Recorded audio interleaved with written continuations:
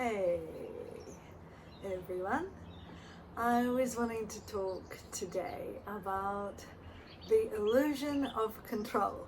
And I feel like I'm kind of an expert in this whole area of control, or I have been in the past, and it's a biggie. So I was sort of thinking about why we want to be in control. And one of the biggest things I think is because we want certainty. If we're in control of our lives and our circumstances and what happens to us and even what happens to those around us, then we feel like we have a kind of certainty, but it's an illusion. It's an illusion of certainty because we've got our grip on everything, trying to hold it and keep it just so. And this sort of partner, the partner thing that comes out with control is perfection, I found. Because part of control is for everything to be perfect, and for you to be perfect, and your life to be perfect. And but the more you try and control, the tighter the constrictions and the more things you want to control. It has a snowball effect. Like you want to control one part of your life and suddenly you're trying to control many parts of your life. And then not only that, other people in your life and other circumstances. And I was thinking about it, and so going back to balancing forces. So within this world, this universe, everything is always trying to find balance and trying to come into balance.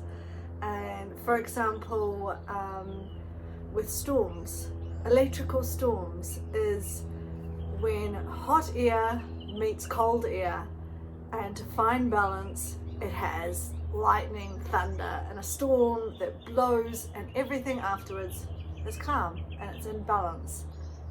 The two extremes have met and found some balance, and everything is trying to find balance. And when we step into needing control and put too much importance on things and too much importance on getting things right and trying to appear perfect, and for me it was the good girl. I am trying to be a good girl.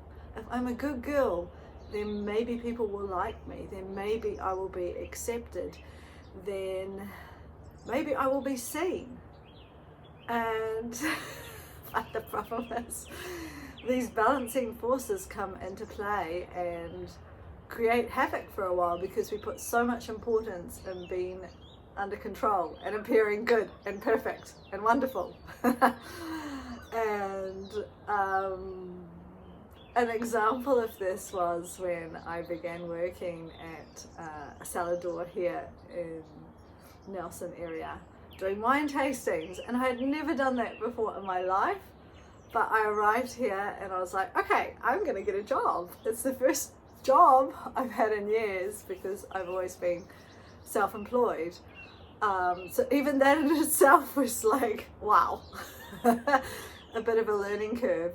And I thought, okay, what are the things I enjoy doing? I enjoy meeting people, I enjoy talking to people, I like coffee, and I like wine. So I went and to all the cafes in Nelson and tried out their coffee, found the ones I liked their coffee, and then observed what the barista did. And I quickly realized that they spend their day with their heads behind the machine. They don't actually interact with people. So I'm like, okay, not that one. And I thought, okay, wine tasting. And so I went to this place that I heard they were looking for someone, and I went and tasted some of their wine, had some of their food, observed the people who owned it and who ran it, and felt the atmosphere. And I'm like, yeah, I like these people, I like this place, I like this wine. And and then as I was going to pay, I'm like, oh, so I hear you're looking for you've got a vacancy. And Maria, I found out later, was her name, and she goes, yeah. And I said, I'd like to apply. And so long story short, got the job. So this kicked in my childhood, wanting to be perfect, wanting to be the good girl, wanting to get everything right and not make any mistakes. And balancing forces came into play full time. And so an example of this was, there goes a plane. Hello. Hello, balancing forces over there. So it was a busy day, and this was my first day of me doing it on my own. And Cam, my boss, he was like, "You'll be fine, you'll be all good." And I was like, "Yeah, okay." And lo and behold, of course, it was a really busy day, and 2 tour groups came in, so there were like 10 people I was giving wine tastings to, and then other people out eating and stuff, and an American couple, very quirky couple, came to pay, and so I settled them up in the middle of doing the wine tasting, and then a few minutes later they came back in with their docket, and they're like, "Hey, I think you overcharged us. You charged us for a bottle of wine instead of a glass of wine." I was like, "Oh shit, I did." And I'm like, "It's fine, I'll give you a refund," and looked at the till, and I was like, "Okay, I know I pressed this button to open the till. I pressed it and nothing happened. And I pressed it again and nothing happened." And I just went into panic mode. My face, my whole body heated up. 10 people doing the wine tasting in front of me were just staring at me like, wow, she doesn't even need to know how to open the till. And it kind of went downhill from there. Mostly by me. I allowed the drama to just like take over and pushed all my buttons of control and looking good and looking perfect.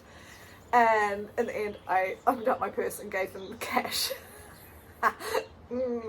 See you later.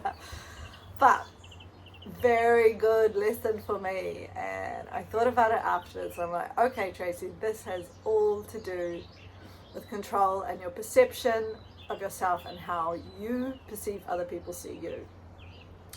So I realized the way to counteract this and to let go of control and to when these things occur is to laugh and to make fun of your own inability, your own mistake, your own stupidity, and let it go and just go, well. And it diffuses the energy of the situation, and it makes you realize, I'm not dependent. What people think of me is their issue, I am not dependent on other people's validation and valuation of me. It comes down to what I see, of who I see myself, how I validate myself, and I don't need to take life and myself so seriously, because the people who have a lot of control and a lot of perfection take life very seriously, very seriously. And so to help you let go of it is to find humor and to make fun of yourself. I tell you, make a lot of fun of yourself and let things go, let the perfectionism go. And one of the underlying things with control is the belief that somehow my world is not going to take care of me, that this universe, that God or whoever we believe is not going to take care of me, so I have to take care of myself. I have to sort everything out myself. And we need to take our hands off and trust that our world is taking care of us. Trust that things are working to our advantage, and step into the flow. Because when you're in the flow of the river, you can't hold on to anything because the river is flowing. You can't hold on to some rocks. You can have a good go or a branch or something, but it's not going to last long. You need to let go, take your hands off your life and your sense of control and needing to be right and perfect, and just go with the flow and find pleasure and joy in everyday life, and make fun of yourself. If you find yourself stepping into this role of for me, the good little girl, or I want to be seen as perfect, or I want to have everything under control, consciously relax, take some deep breaths and laugh at yourself. Make fun of yourself. I I do it all the time. I'm like, oh, there you go again, Tracy. Or I just talk to that little girl inside of me. I go, you're fine. You're doing okay. I see you. You're loved. You're seen. You're accepted. You don't have to perform. Your well-being and your sense of who you are is not based on what you do. It's based on the essence of your being, which everyone wants to see. Jesus said in the Bible, let your light shine. Let your light shine. Do not hide it under a basket, you know. And I think we hide our light under the illusion of perfection and control. And we need to let that shit go. Because it takes a lot of energy. A lot of energy. And one byproduct of it is we are really bad at accepting support and help from others. Really bad. Because we want to do it all ourselves.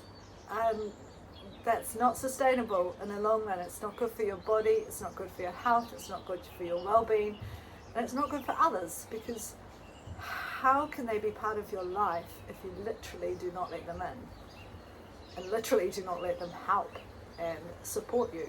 And yeah, this is a bit of a long one and a little bit of a rant, because it's pretty close to my heart, because I have been there, I have done that occasionally. Less often now, I find myself slipping back into that role, but I recognize it sooner. Yeah, or balancing forces come into play and I make an absolute fool of myself. And then I really remember. Yeah, I hope this hits home for some of you.